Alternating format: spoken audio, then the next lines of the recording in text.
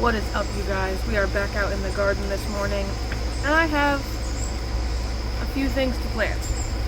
I have these 4 containers in front of me.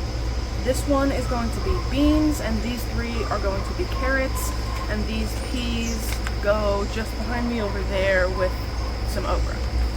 So I'm going to start with beans. I'm doing bush beans because I don't want another whole bean mess right now. So we are going to do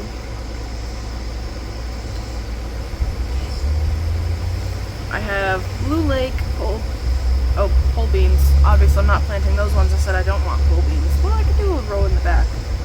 Yeah, I'm probably going to do a line of pole beans in the back and then 2 lines of bush beans in the front. So we'll open the pole beans. These are Blue Lake FM1K pole beans. Frost sensitive, 60 days to maturity. 66 days, excuse me. I still have around 85 days left in my frost-free growing season. So these will be giving me beans for over 20 days before they are unhappy and too cold. I'm going to do 6 of these. And apparently this video is going to be my marker because I didn't bring out any tags. So I'm going to do 6 of the Blue Lake pole beans at the back of this yellow container towards the trellis.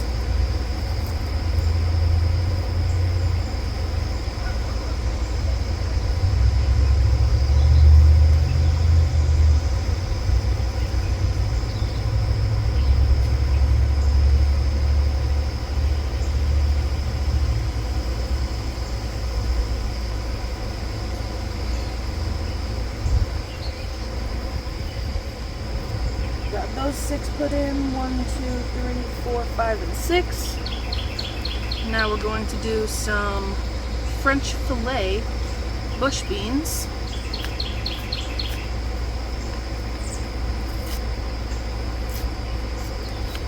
I'm just going to fill out the rest of the space with holes and see how many I get, and then put half the amount of these beans and half the amount of the next time.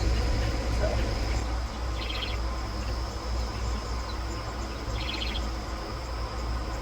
Alright, I got 12 holes, so it looks like I'm going to do 6 of each bean.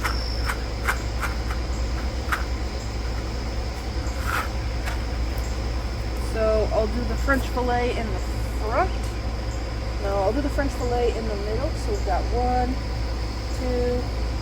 3, 4, 5, 6.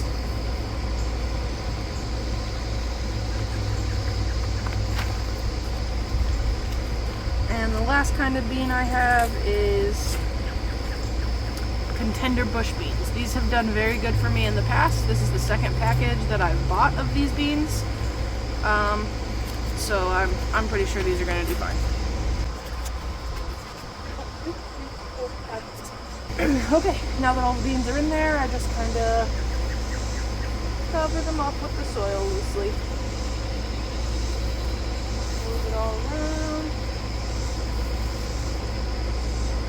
Pack it down just a little bit. Okay. Got some seeds in the soil. That feels good.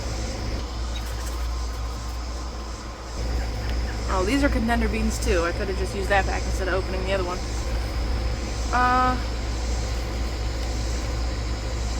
I'm actually only going to plant 2 of these with carrots at the moment because I meant to grab ox heart carrots to put in this shallower container, and I didn't grab them, so I'm only going to be using these 2 for just a minute. So in this one we're going to do Uzbek golden carrots.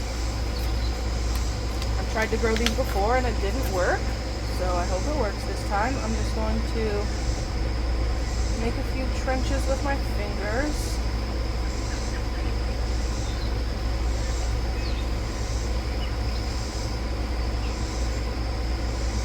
So this one's a little close. Yep.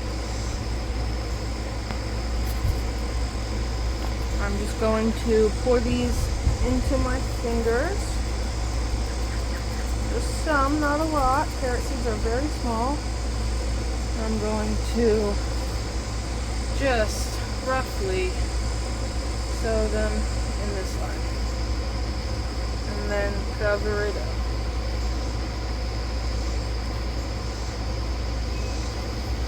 And then I'll do the same with the other three.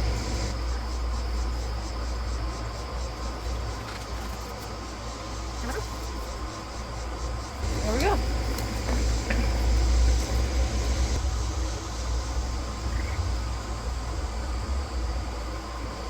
So that's Uzbek golden carrot.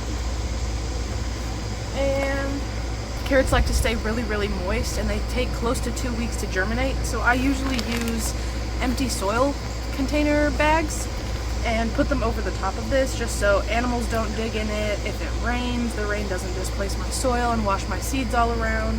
So I just kind of tuck it over the top like this. And I'll lift the side of the container and use the pinched area between my two different containers to kind of hold the bag in place.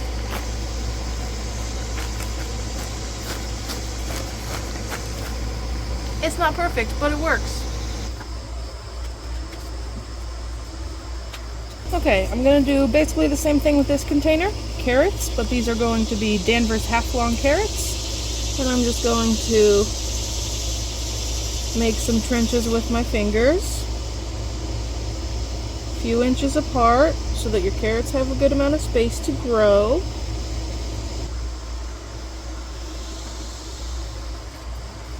And then I'm just going to pour some into my fingers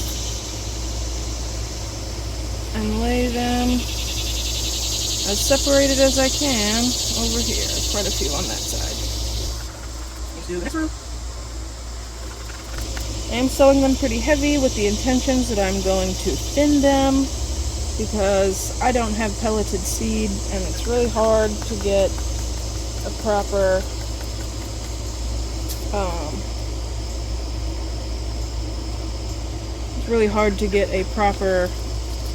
sowing distance apart, like how far your seeds are apart with carrots, because their seeds are so tiny. So then I just push the soil back in there.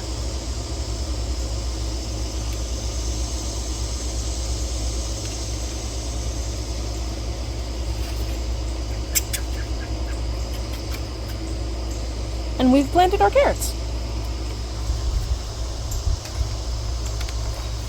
Okay, now the last thing that I need to plant are these spring blush peas. And I'm going to put them, this is actually the same exact container that I had peas growing in the spring. And I'm going to go ahead and plant them directly back in here. I'm going to move the mulch first. I'm just going to move it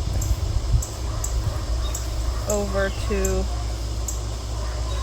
where this okra is and pile it up around it.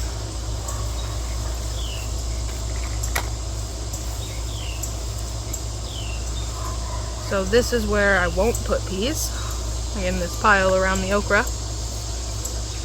And then I'll put 1, 2, 3, 4, 5, 6, 7, 8, 9, 10, 11 with 11.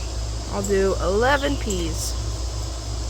I think I put some of those holes a bit too deep, so I'm putting some more dirt back in the bottom of them.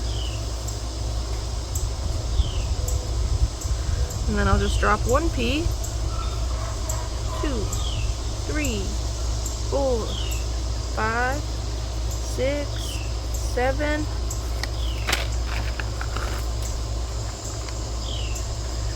8, 9, 10, 11. And I'll just cover these back up.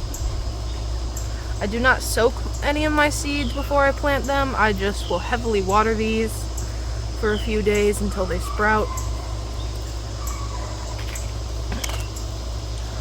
And then respread the mulch. Just like that.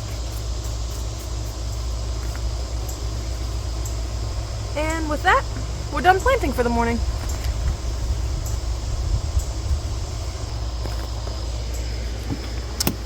I just wanted to show you guys though. Right here in my parsley,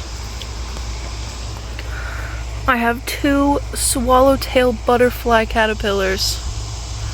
And I know they're gonna eat my parsley, but that's okay. I've eaten a lot of it already. And they're so cute. They're so colorful.